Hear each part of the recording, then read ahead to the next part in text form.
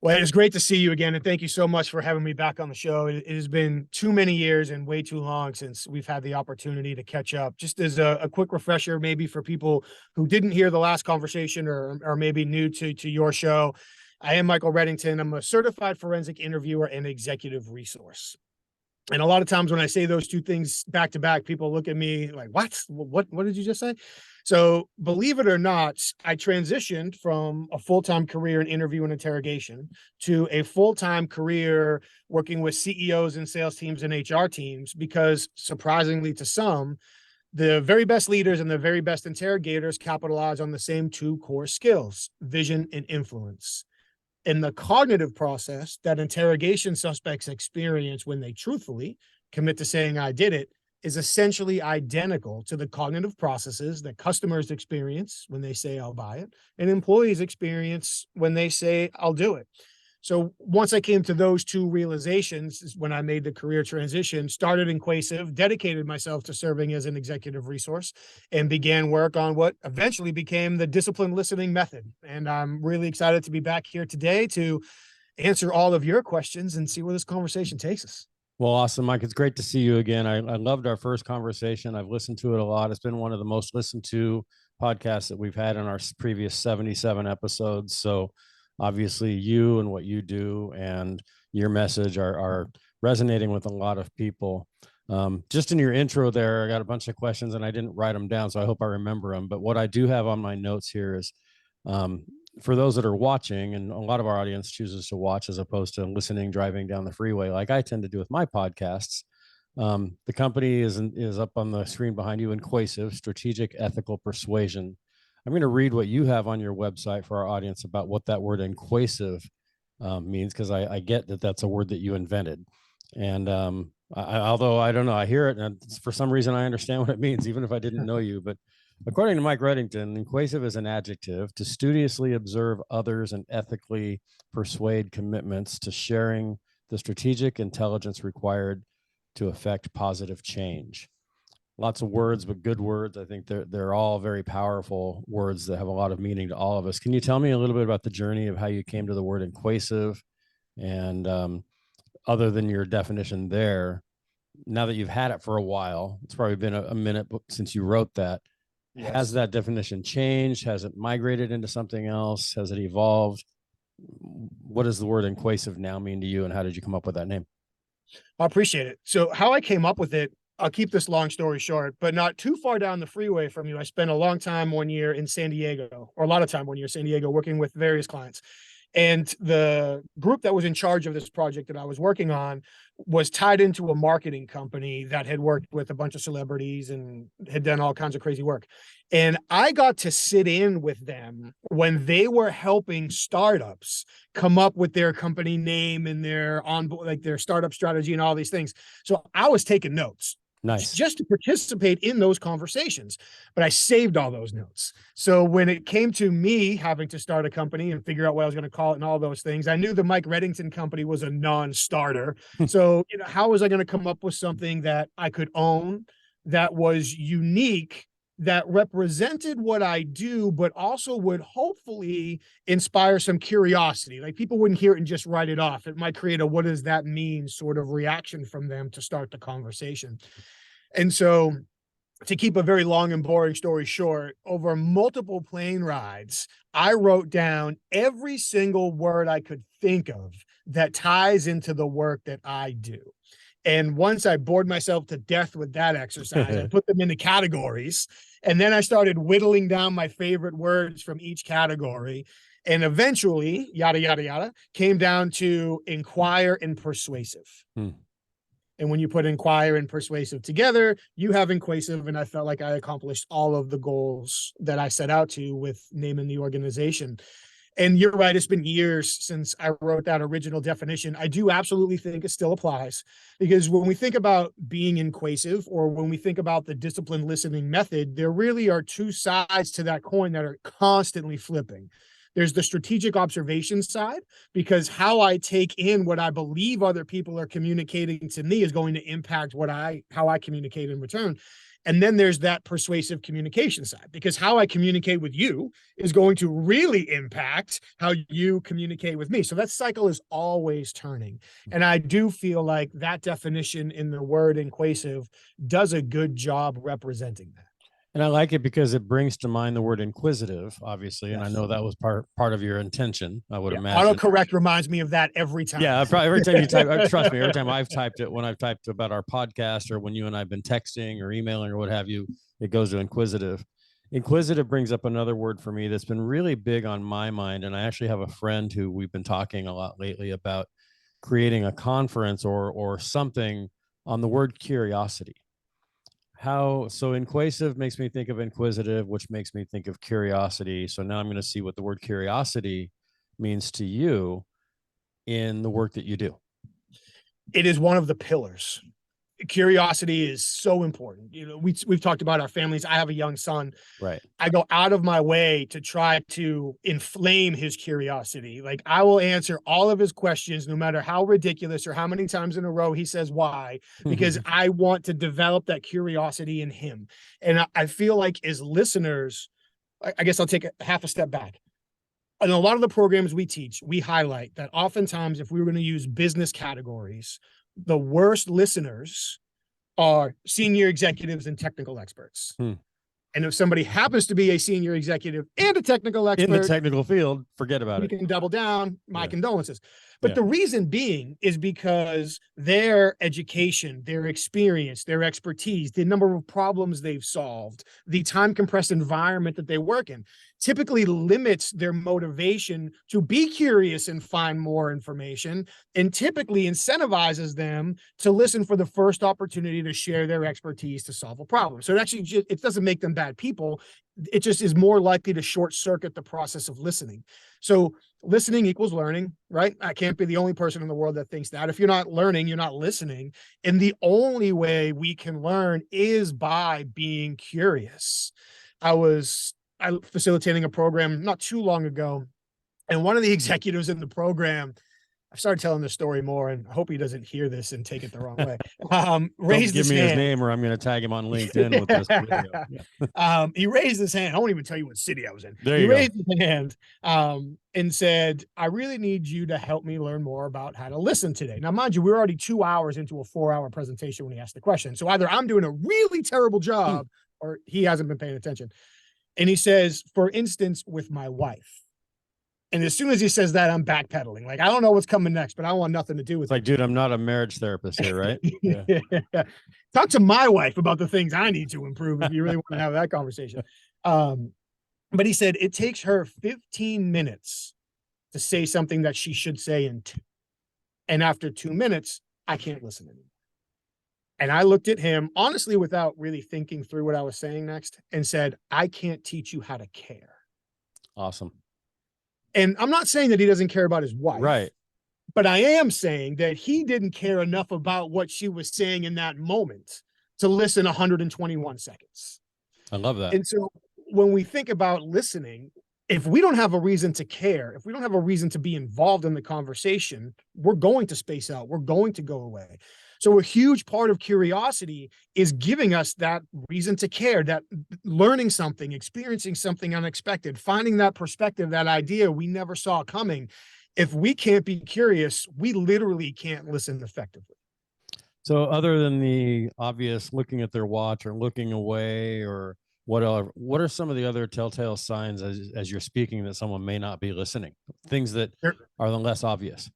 Their feet aren't pointing at me. That's one that a lot of people, you got to use that they've already turned to whatever's next, basically. Yeah. And a lot of times it starts gradually. So let's just say there's a door to my right-hand side. My right foot, if you and I are talking and I'm checked out, right, I got to be somewhere else. The first thing that will likely happen if this is a gradual onset, I mean, if it's instant, I'm just going. But if it's a gradual onset, my right foot is likely going to start pointing towards the door, because that is my body subconsciously starting to register. Like, I got to go. I'm out of here. I'm not listening anymore. So if I can see that, now I've got 2 choices. Number 1, I can try to recapture your attention if this is really important. Or number 2, depending on the context of the situation, I can wrap it up and let you go. So now I'm not offending you. I'm not upsetting you. I'm not making the situation worse. And I can always revisit the conversation later. But yeah, typically the foot will start to point. They might actually start to lean. They might turn their shoulders. They might start looking at the door, checking their watch, all those other, signs that people try to politely tell you, stop talking so I can leave. So I'm jumping down my notes, but because we are where we are in the conversation right now, that word discipline means a lot to a lot of people. I mean, you take the word disciple, obviously follower. You take the word, or an advocate or a believer. So talk to me about the term disciplined in front of the word listening, and how can and I'm going to talk about Ed Hart for a moment, because I make a living talking to and listening to people, not just here on the podcast, but talking with family businesses, talking with my boss, talking with the people around me at work, talking with my friends, my wife. Obviously, I should have started with that. Sorry, I'm going to rewind. Say I make a living listening to people like my wife. No, I'm just kidding. But what coaching would you give me? Not so much based on what you know about me. We've never been in the same room together, to my knowledge, but we've talked a lot over the last couple of years. How can I discipline myself better to be a better listener? For me, yeah, it starts with how do we prioritize why we are communicating with people. So a lot of times, and I'll do this in the programs I teach, we'll ask a room full of really successful people outclassing me. Why do you listen? Oh, to learn, to build culture, to gain perspective, to get buy-in. Really? Because I'm pretty sure most of the time we're listening for the first opportunity to chime in, to defend what we already think and believe, to decide if this conversation is valuable enough to listen to or not, or the first indication that I don't have to listen anymore. And you start to watch the head nod and the embarrassed smiles, and it's, how are we really doing this? So when we talk about the culture of disciplined listening, it's really predicated on two core tenets. Number one, focusing on unlocking hidden value in every important conversation. You're at the bar at the airport, just, that guy to death till he leaves you alone and you can have your beer in peace. But if you're talking to your wife, if you're talking to a family business representative, a lot of the community work that you do, if you're having a conversation with somebody, there's a real opportunity to move a relationship or an initiative forward. I want to be really focused, not just on what they're saying, but what they're feeling, the totality of the message, and not just the main point of the message, but sometimes even that tangential or almost the throwaway polite pieces of the conversation. There's real value there if I'm paying close enough attention. So that's one core tenet. The second is, how do I create the communication experience other people need in order to achieve the goals or reach the potential of this relationship or this initiative? All too often, and believe it or not, this comes from the interrogation room. All too often, we go into conversations focused on what do I want to say, or what does this person need to do? And that's all driven from our, lack of a better word, ego, our bias, our expectations. And then we end up wondering why our perfectly rational solutions did a real terrible job solving an emotional problem that our counterpart is experiencing. It made sense in our brain. How come it didn't work for them? But if I can step back and start saying, okay, if I'm going to have a conversation with Ed and it's about, raising money for a community project or whatever it might be, in order for us to reach that goal together, what does Ed have to experience while he's communicating with me in order to feel it's okay for him? Not only okay, but he wants to open up and share sensitive information under vulnerable circumstances in the face of consequences. So really those two, focusing on unlocking hidden value and creating the communication experiences that other people need. So really trying to figure out, I'm picturing myself in conversations over the last few days at different events that I've attended. And here it is. We're recording this on a Friday. This week, I've probably been to 5 or 6 meetings with lots of people. And at some point during that meeting, someone comes up to me or I approach someone else and they start talking, whatever it is they're talking about. I don't mean that like I'm not listening, but there's been a lot of topics over the last few days in these conversations.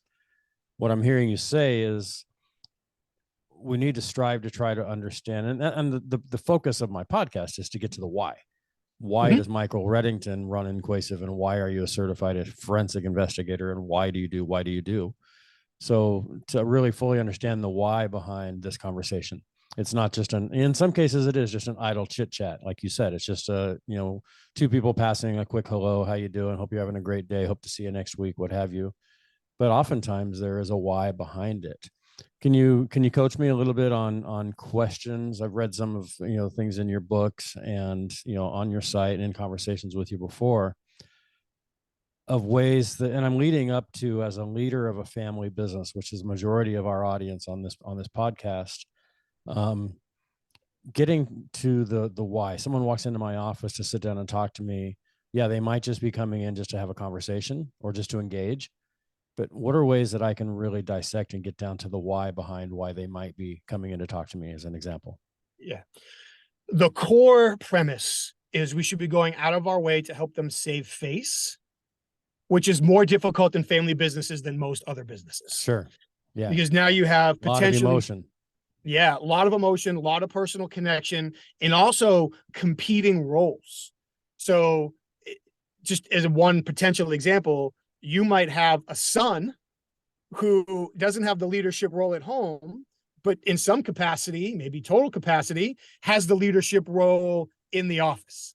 So now you have these conflicting roles. Well, I'm supposed to be the father. I'm supposed to be the leader. I'm supposed to be the one in charge. Well, I'm the son. I see this differently. So the competing family business roles add much, much, much more fuel to that fire. So conceptually, how do we help people save face? And how do we focus on the issue, not the person, with the questions that we ask? So a couple general examples, and I'm happy to get as specific as you would like. We can just take it where you'd like. You bet. But a couple general examples.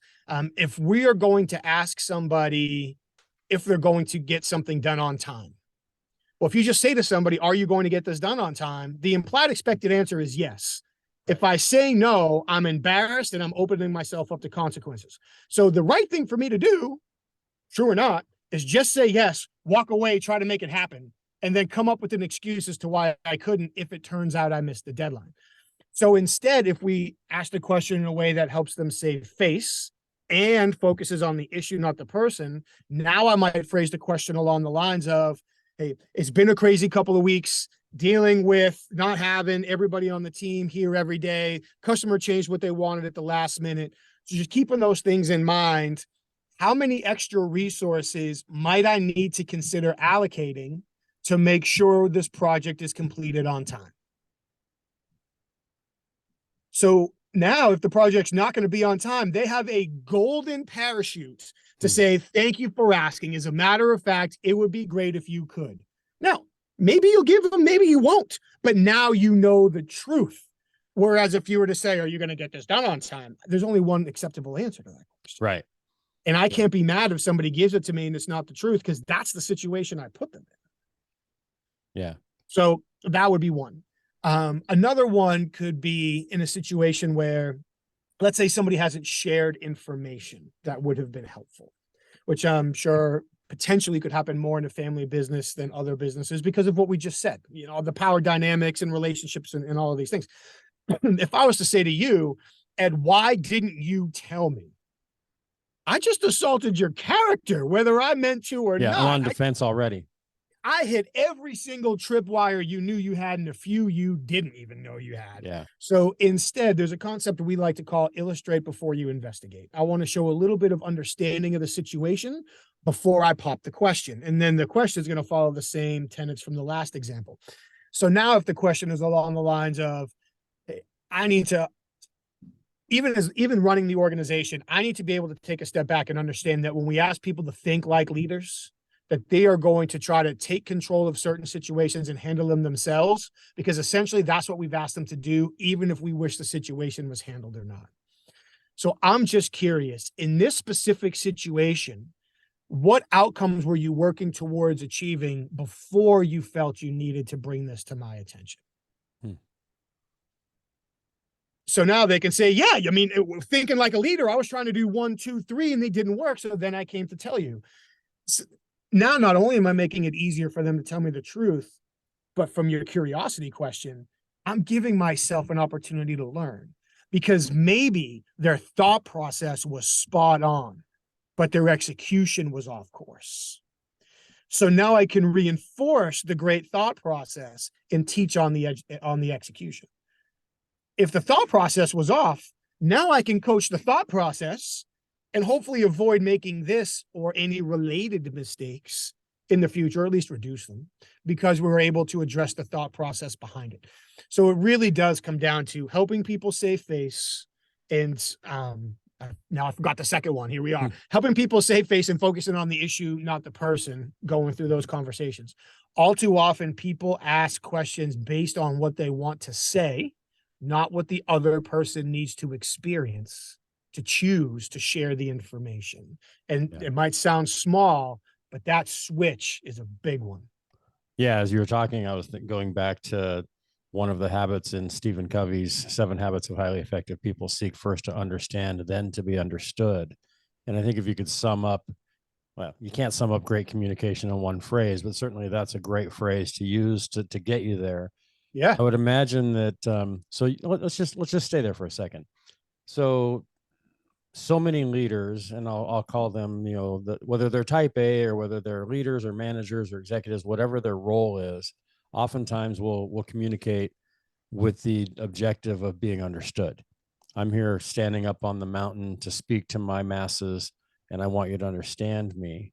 How does that, when you hear that phrase, seek first to understand, then to be understood, what does that do for you? How does that resonate with you, with what we've talked about and with the work you do?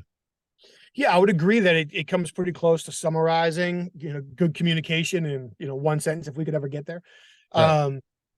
To me, we communicate for a reason.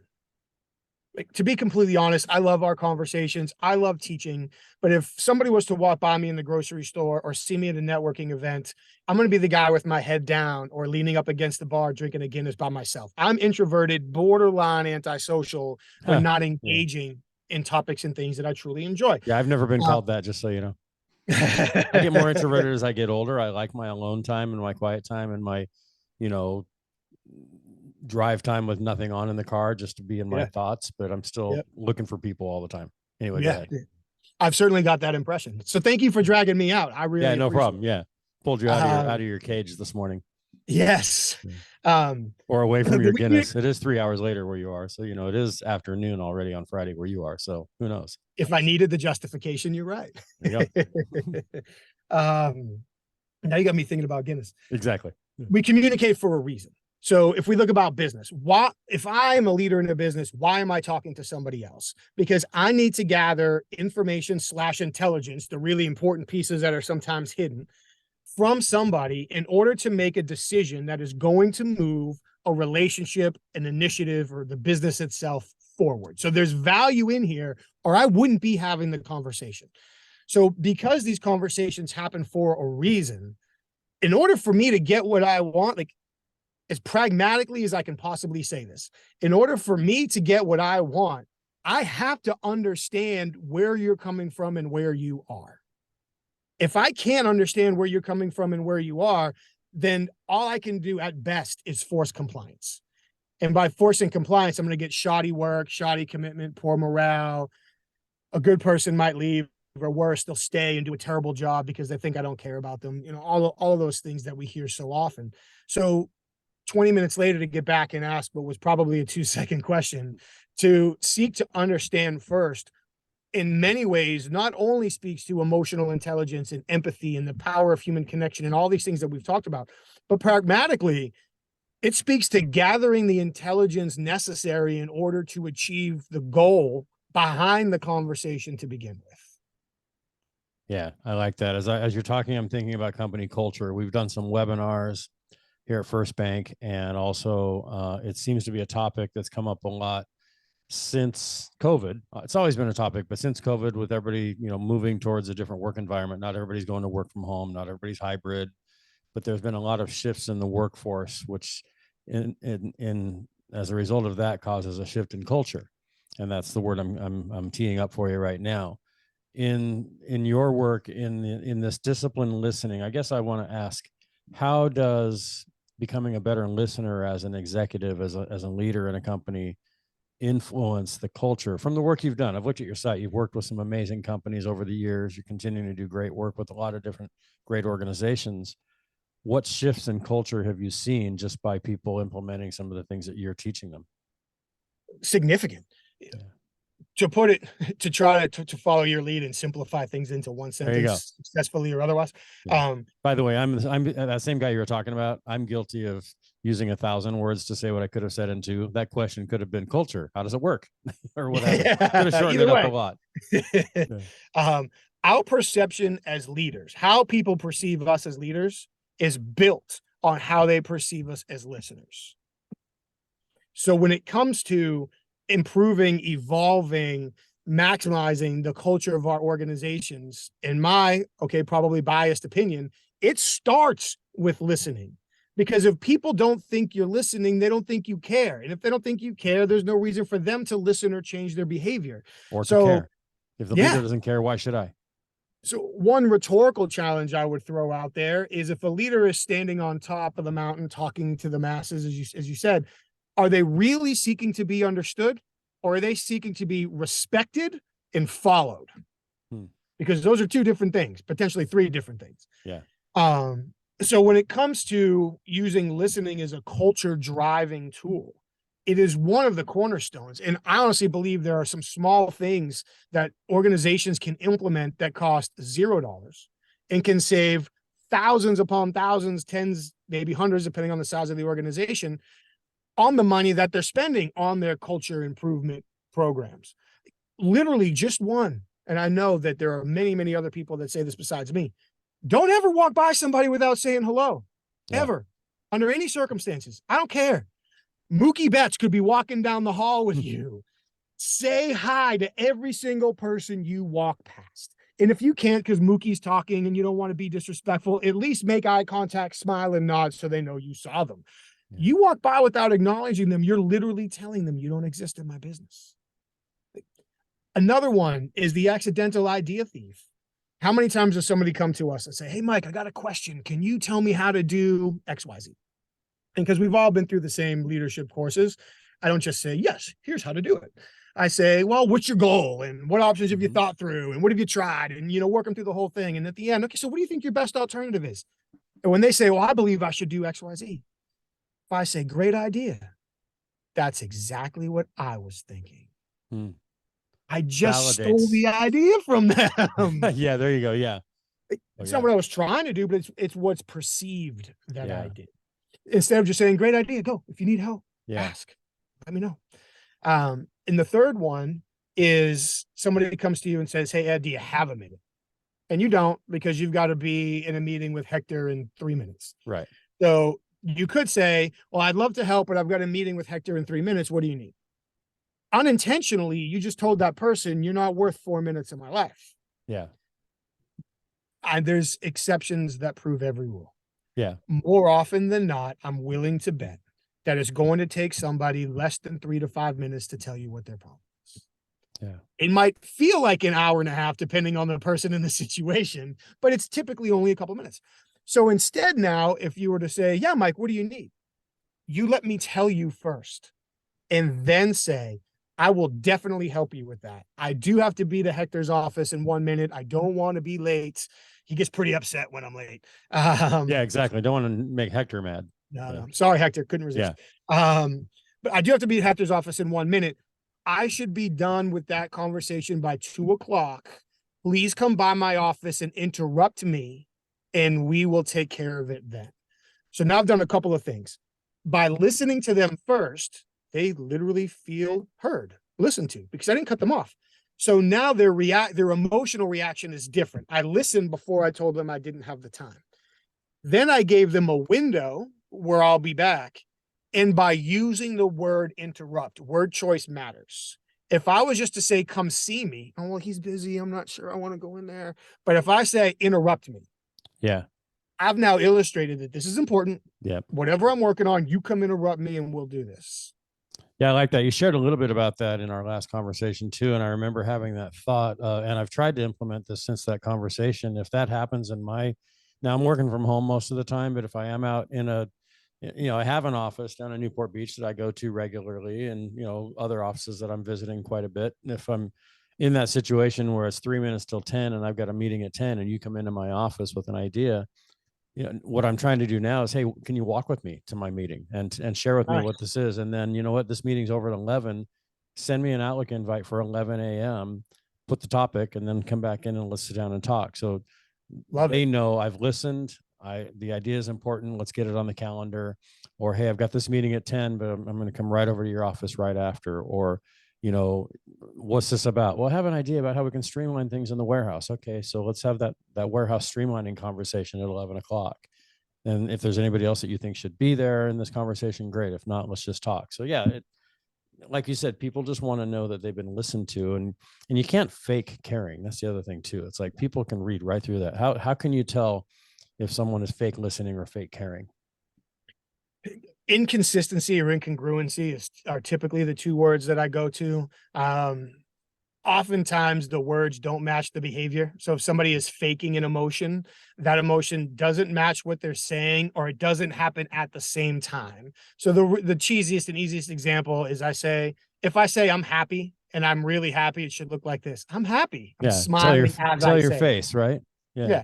But if I say, yeah, I'm happy, like yeah. the smile wasn't on time to the words. It wasn't on That time. doesn't, Yeah, I yeah, like that that. doesn't add up. So typically the inconsistency or the incongruency. Incongruency is big. The consistency is difficult. The shorter the time, the easier it is to fake something. But the longer that time goes on, the harder it is to keep up the act. So the consistency tends to wane the longer the conversation goes. Yeah. So let's talk about this now. Let me give you just a scenario, not naming names because I don't have any company in mind. I have a lot of family businesses that are at that point right now where they're considering a transition from leadership. I've had many, what I refer to as the now generation, the mom or the dad who's, pushing that age of ready to retire, whatever that number is for them. Sometimes it's 60, sometimes it's 90. I've run across all of it, but they're ready to have that conversation. But the big issue they're facing is either they don't have the right family member, child, or niece, nephew, what have you, ready to take over, or they have multiple and they're trying to make that decision. In the work that you've done, I know you've done a fair amount of work with family-owned companies, maybe intentionally, maybe otherwise, with family companies. What have you seen that works in conversations with that now generation, if you will? Sure. What types of questions, as a consultant or as an advisor to these family businesses, would you encourage me and others that do the work that I do Yeah. to ask that generation, or anybody in that matter, when they're coming up on a succession or transition conversation? Sure. Couple thoughts and potentially an unrelated but very related story I think I can share after if there's time. The first question I would ask them is, what is the detailed description, or please read to me, recount to me the detailed description of the perfect successor, Hmm. which I'm willing to bet most all don't have. Yeah. Because what happens is, or let me do it this way, I guess. If somebody was to bring me in from the start to prepare for these conversations, the first thing I would ask the generation currently in control of the organization to do is, from their perspective, write out what problems they believe the next person needs to be able to solve, address, what skills they believe they think they need to do that, what attributes they think they need to do that. So basically, it's a word that people don't like, but it becomes a profile of what the successor should be. It has nothing to do with age, gender, race, none of that stuff. But these are the problems they're going to need to solve. To do that, we think they need these skills and we think they need these personal attributes. Okay, cool. Who comes closest to that? Yeah. Because what happens is, without that control, here I am going all scientific method and I'm not a scientist. Without that control, we're comparing variables. So now I'm looking at Susie and Johnny going, I'm not so sure, but maybe Johnny, it could be Susie. I don't really like Jared, but he went to Harvard, so maybe we Yeah, should consider exactly. him. Yeah. So you're comparing variables based on gut feelings and the guesses or assumptions. Whereas if we take the time and say all the lessons we've learned in this business, we don't have all the answers, of course.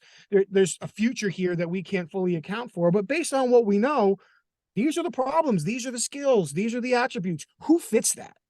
Yeah. That, to me, that's where it starts, because now you actually have a plan.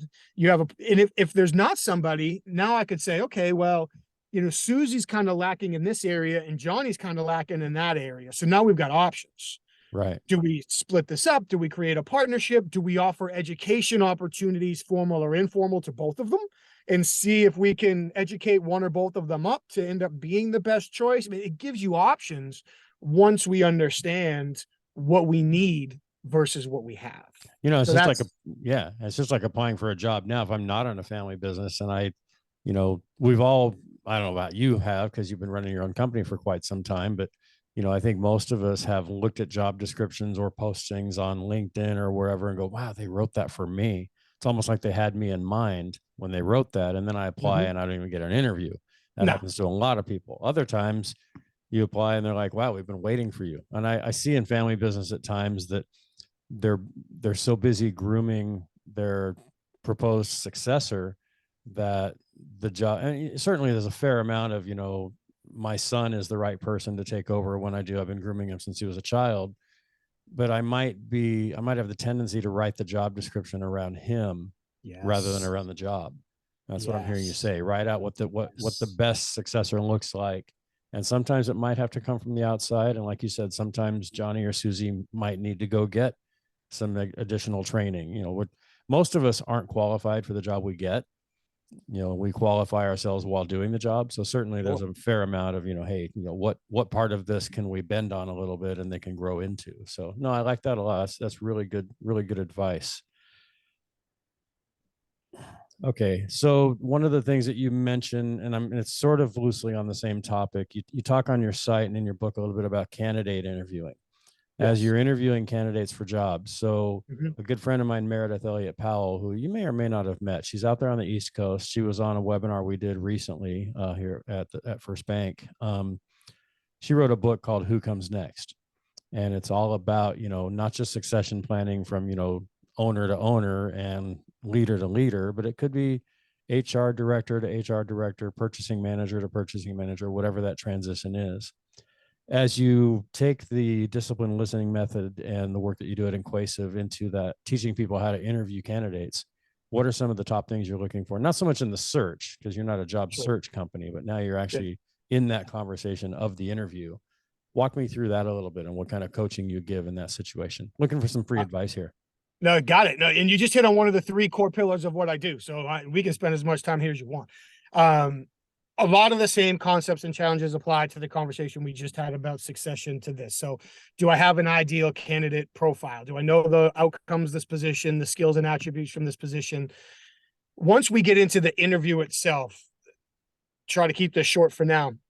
I really looked at two different, I guess three. Number one, the interview process, the questions we ask, and then any experiential elements.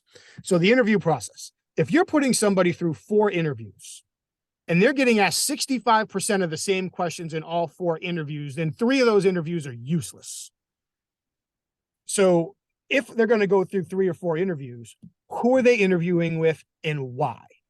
And what questions are each one of those interviewers asking based on their role, their experience, their oversight of the position, their interaction with the position, whatever it might be. So if there's somebody who does like intake interviews just to kind of get through the big group and narrow it down. Okay, what do we really want them asking about? What are the core things we need to know about these candidates before we actually put them into the real process?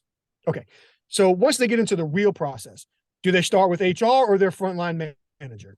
I'm not here to tell you which way. Whatever you want to do is fine. Right. So let's just say they start with the frontline manager. What does the frontline manager really need to learn from them in order to say, yes, I will put them forward? Once that's done, what is the next level manager? Let's call it the operations manager. What does the operations manager need to learn from them to say, yes, this is a good fit for my team? That doesn't overlap what the frontline manager already did. Right. And then if it's going to be HR last or a general manager last or something, from their role, from an overall culture fit and these types of things, what should their questions sound like? So that from a structure, that's an oversimplification, but that's addressing that. From the questions that we ask, for the love of everything holy, please stop asking questions that start with the phrase, tell me about a time. I know it's been taught forever, and I know people might have just turned us off because I just said don't do the thing they've always been doing. The thought process behind it is spectacular. The execution is the problem. Number one, especially now, candidates have been asked, tell me about a time you've XYZ 4 million times. Right. They're prepared to answer it. There's Google, they'll tell you how to answer those Yeah, questions. exactly. You can just memorize it.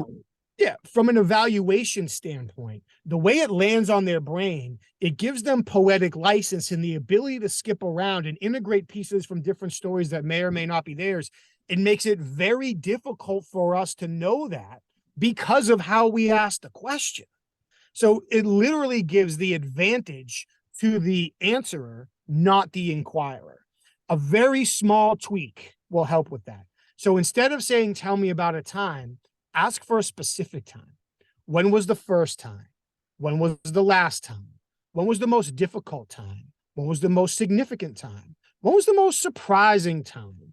When was the most satisfying time? Shall I continue? Like, ask for a specific example. Now, the way that lands in their brain, they're being asked in a way they probably have never been asked before. Right. It causes them to consider their answer differently. It gives us a much more accurate behavioral read as they consider and deliver their answer. So making that switch, number one, is critical. The second one is, again, for all things holy, please stop asking compound questions. Ed, please tell me about a time where you experienced conflict with a manager or senior executive, and walk me through that. That's my favorite thing. So I got to get away from that. Please tell me about a time that you experienced conflict with a senior executive, what the conflict was about, how it started, how it made you feel, how you handled it, how that situation ended, and what you learned from it. And then what did you have for breakfast that morning? Yeah. So now they're Not like, only, not only are you not going to remember to answer all of those, again, I'm scrambling your brain, so I'm not going to get a good behavior read. I'm also likely going to lose patience by the time you answer all those questions. So I'm not going to go back. I'm going to listen for a few key things, check the box one way or the other, and move on. So in that, I gave what is my single favorite introductory phrase for a question. Please walk me through. Please walk me through suggests that I expect chronological order and detail. And it makes it easier for me to determine when either one of those is missing because of how I asked the question. So now I could just say, Ed, please walk me through the most significant conflict you've navigated with the senior executive. That's it. That's the question. Yeah.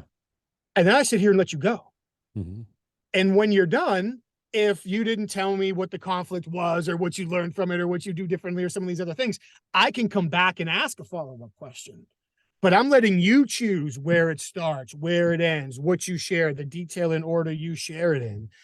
And you're likely to get much more intelligence, not only with the answer itself, but how long does it take them to create the answer, and what details do they choose to share, and how does it hop around, and all of those things. So even just to tweak that for a family business example.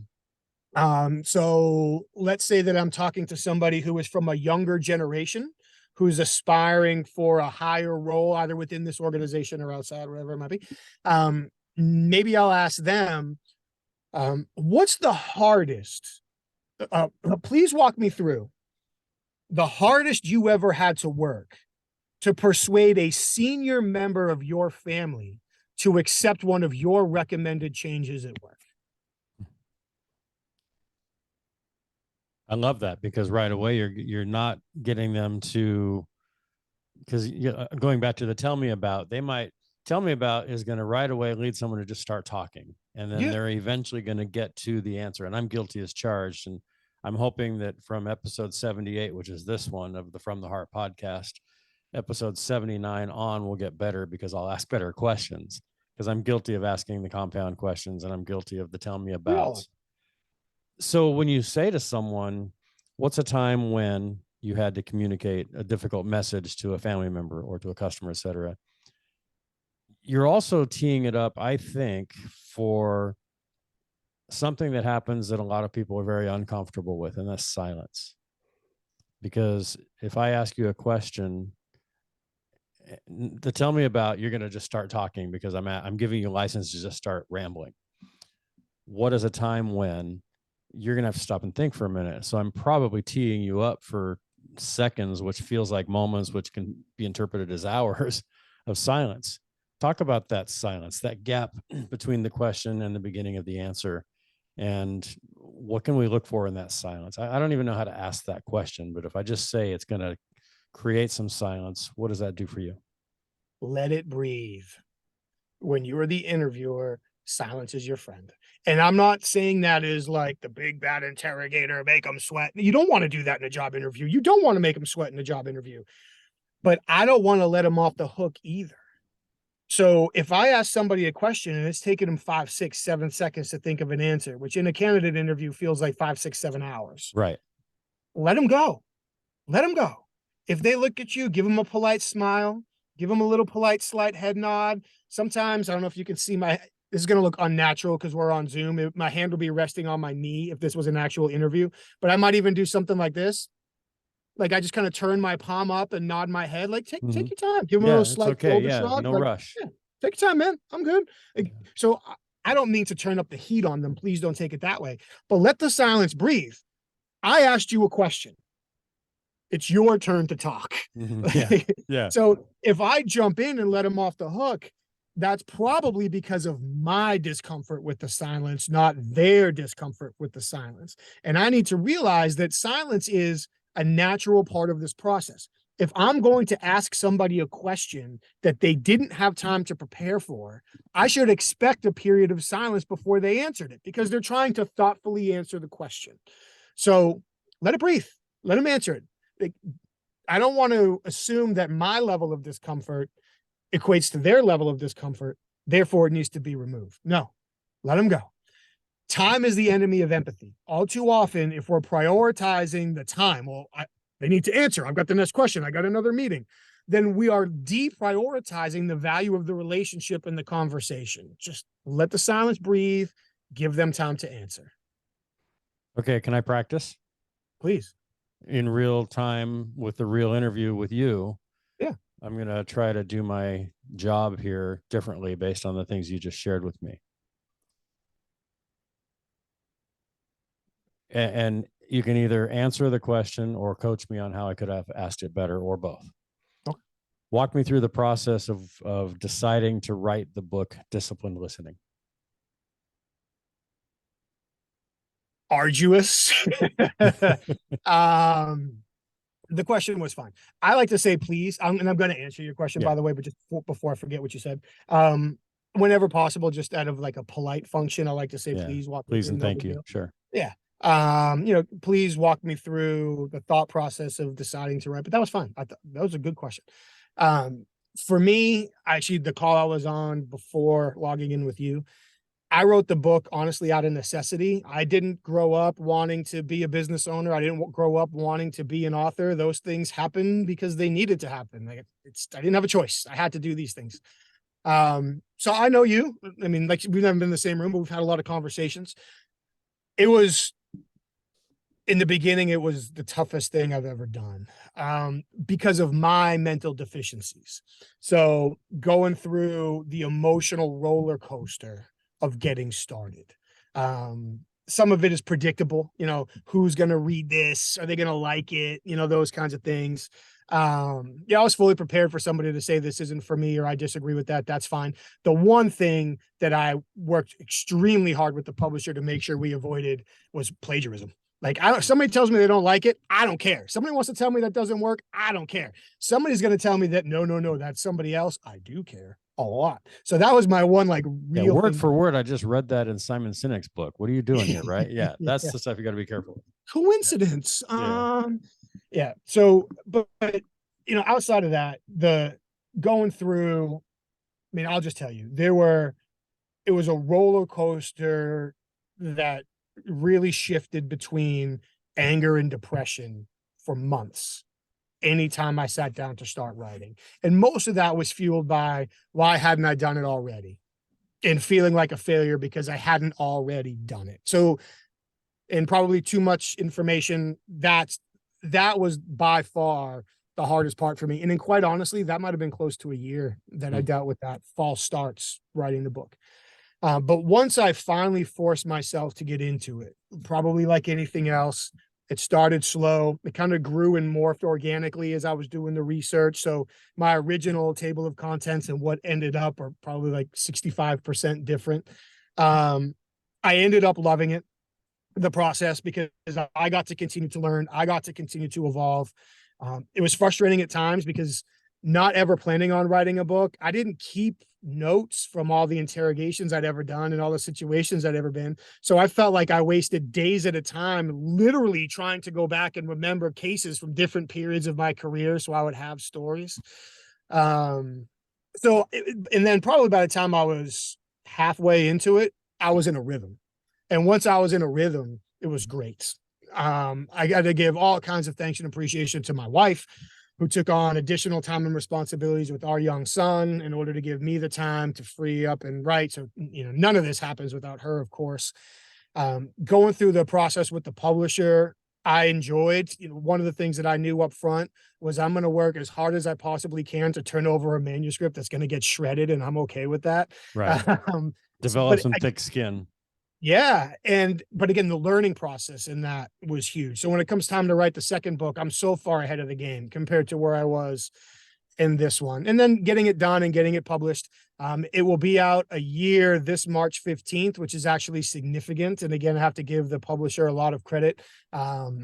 They worked with me to get it published on my mom's birthday. Oh, so nice. It was a big thank you to my mom and my family. So in the end, it's something that I am very proud of and very happy to have done. I can't read it without thinking, I should have added this there, should have done this here. That's why you write a second book. Yeah. But very emotional, but a great learning experience, and one that I'm thrilled to be able to say I accomplished, and I would like to think accomplished well. The book's had an impact. What has surprised you or humbled or taught you in what the impact of the book has had on you and on your business and on your life? I think on me, just doing it. Yeah. Like at some point I had to tell myself, and no offense to everybody else who's written a book, I know you have as well, I had to just look in the mirror and be like, the only difference between me and them is they did it. Yeah. So just knock this noise off and go do it. Just getting it done, and getting it done to the level of quality with the level of research involved was very important to me. So that satisfies me. That is very humbling to me and gratifying to know that, mission accomplished. I didn't half-ass it. Sorry for cursing. I apologize. Podcast, we're not governed by the FCC. Go right ahead. I didn't take any shortcuts. I did it the way that I thought it needed to be done. So I'm very proud of that. I'm extremely grateful for the impact that it's had on my family, to see my wife's reaction and my parents' reaction and my closest friends' reactions, stuff like that. That's all super, super important. As far as the impact on the business in the greater, I'm always humbled / grateful, surprised. I mean, there's so many words when the email pops up or the LinkedIn message pops up or the phone call comes up and it's like, hey, I was just reading your book and read this page and it completely changed my relationship with my customer, my employee, my son, whatever.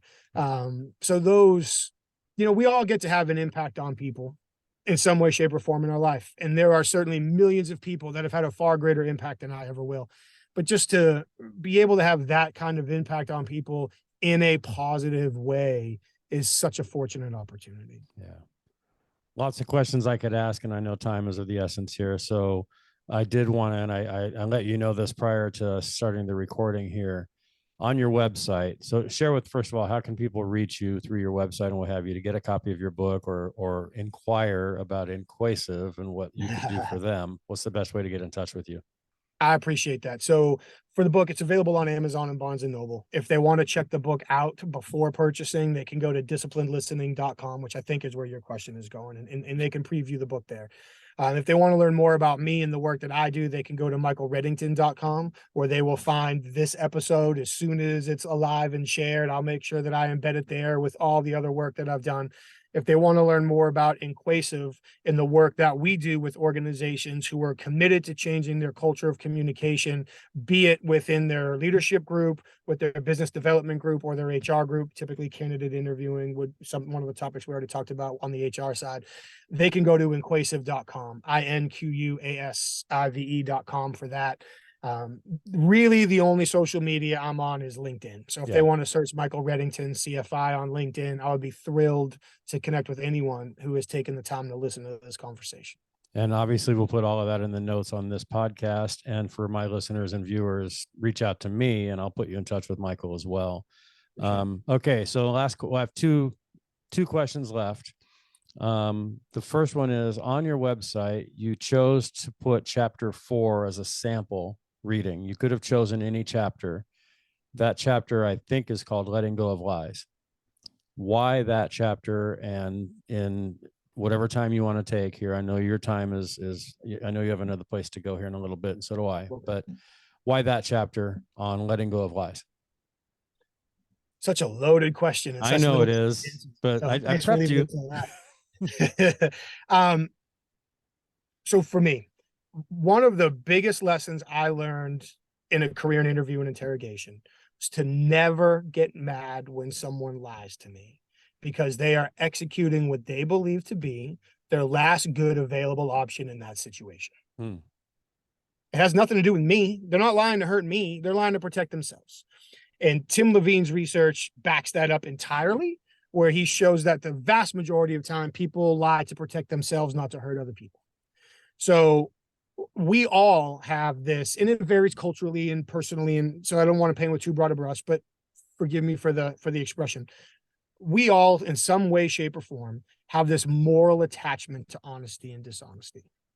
And when we believe somebody has lied to us, that generally infuriates us, disappoints us, infuriates us, somewhere on that negative scale of emotional reaction, for a number of reasons. We feel disrespected. We feel hurt. We feel that somebody tried to take advantage of us. Somebody thinks we're gullible. Somebody doesn't love us or value us. Somebody doesn't have the same moral code or the same values or the same ethical code that we do. So we cast this judgment upon them. All of that is unhealthy. All of it. It might be inaccurate. It's definitely unhealthy. When somebody lies to us, they are almost certainly, and I'm leaving out the medical diagnoses and, you know, some of these career criminals and all this, but for the conversations that you and I are having in business, right? People are lying to us and using it as a mechanism to save face, protect their self-image, and avoid a consequence that's either real or perceived. It has nothing to do with me or you. That's why they're lying. By the way, it's why we all have lied. And just as a crazy aside, in writing the book, one of the research studies I found was, believe it or not, altruistic lies have been found by research to help boost somebody's trustworthiness. Because if you're willing to lie at your own expense to help somebody out, you must be more trustworthy. So we've all told lies. Okay. I'm not saying that, you know, you're a terrible person, I'm a terrible person, but we've all, in any number of occasions, to any number of degree, told lies. So to finally start answering your question, I chose to use that chapter to start to try to address on a wider scale what we just talked about, to really start trying to cause people to give real reconsideration to how they listen, to how they react, to the expectations and actions they take during their conversations, and also to demonstrate the direction the book was going. I've read some great books on listening that I recommend to people. I've read some that are kind of, you know, par for the course. And I wanted to find a way to illustrate that this is coming from a different angle. And this is going to include research and stories and examples from a wide array of applications. And believe it or not, I'm very fortunate to have been in an industry where I was required to have conversations with people who did not want to talk to me. And by building relationships with them in the context of interview and interrogation, that led them to choose to share sensitive information under vulnerable circumstances in the face of consequences. We can apply those skills, perspectives, and techniques to these day-to-day conversations, and the value that we can start unlocking is tremendous. And I really felt like throwing that chapter out there for people to give people the opportunity to say, wait a minute, if instead of getting mad that somebody lied, if I stopped and thought, wait a minute, what consequences are they trying to avoid? And now if I can change my approach to this conversation to reduce that fear, imagine how much more information they'll share with me. Yeah. And if they even just take that away, we've already made evolutions, leaps and bounds. Well, and it gets back to what we talked about early on in that why. Mhm. Why did they say what they said? Why did they tell it this way? Why did they stretch the truth? Why did they just blatantly lie? So there's always a why behind it. So trying to really uncover that in part 3 of this conversation, because this is part 2, because we did this last year. We will probably dive deeper into that and also some other areas. The book Discipline Listening, it's a great book. I think anyone that listens to or watches this podcast should read this book. And I'm not just plugging it because Mike's a good friend and a great guy, which he is, but I really do believe that the techniques that you will learn as you see his work and read his work and his thoughts and what he talks about, it will change the way you lead your business and the way you ask questions. And one of the things you mentioned in our first podcast conversation was, and I've shared this so many times in so many different scenarios that I can't remember even one example because it's just part of me now, is that the idea behind, everybody thinks we need to be listening to understand people, and we really need to, we learn more by listening. But you talked a lot about, and I'm paraphrasing you, that as we're speaking, we can interpret, guilty or not guilty, listening or not listening, engaged or not engaged. How does that work? If I'm talking to you, I know I'm going over here and I do still have that last question, but if I'm talking to you right now and I'm the one speaking, how am I learning about you while I'm talking? By assessing my reactions as you speak. So when a behavior change occurs is far more important than what behavior change occurs. And to circle back to your last conversation, let's throw away catching people lying, because anything you've ever been told that people do when they lie is BS. Mm-hmm. We'll get into that maybe in part 4. Your nose doesn't actually grow, huh, Pinocchio? No. It would make my life a lot easier if it did. Sure would. Although you'd be out of money too, because if that happened, then we wouldn't need you. It'd be all figured out. There you go. But what I want to look for are peaks and valleys, changes in their levels of comfort. So as I'm communicating, especially if I'm familiar with what I'm saying, and I don't have to waste all those cognitive resources on coming up with what I'm going to say, now I can react or at least take in how you're reacting to me. So on time to what I'm saying, how are you reacting? I got to be a little bit cognizant if we're in a crowded restaurant and there's people moving around and lights flashing and sounds going off. You could be reacting to that and not to me. But if we're in a relatively calm environment and you're focused on me sitting a couple feet away and we're having this conversation, if I'm focusing on you while I'm talking, not focusing on what I want to say, as your emotions change on the inside, they're going to leak on the outside. And if I can in real time tie your change to exactly what I just said and evaluate that in the context of the situation, I should be able to pinpoint pretty close to exactly what you're thinking. I hear the term certified forensic interviewer like a lot of people do. And I start thinking of CSI and all these TV shows and, throwing the chair across the investigation room. And I know that's not what you do, but what is that a reaction you get from people if you're on an elevator and you have that, what do you do? I'm a certified forensic investigator. Your coolness factor just went way up because that's pretty cool because we've all seen the shows. What is it really? It's two people having a conversation that sounds a lot like this. Like, if I was able to show videos of the interrogations that I've conducted, which I have, I'm just not allowed to show, for many reasons that are easy to understand. Mm-hmm. People would likely be disappointed right up until the time the person started confessing, because the drama is non-existent. Yeah. It's two people having a quiet, calm conversation until all of a sudden, one of those people is confessing to some regrettable decisions that they made in great detail and preparing to write it down. And at that point, the other person watching, they wait, what just happened? Yeah. Well, you'll be surprised what people will tell you when you're nice to them. Yeah. Awesome.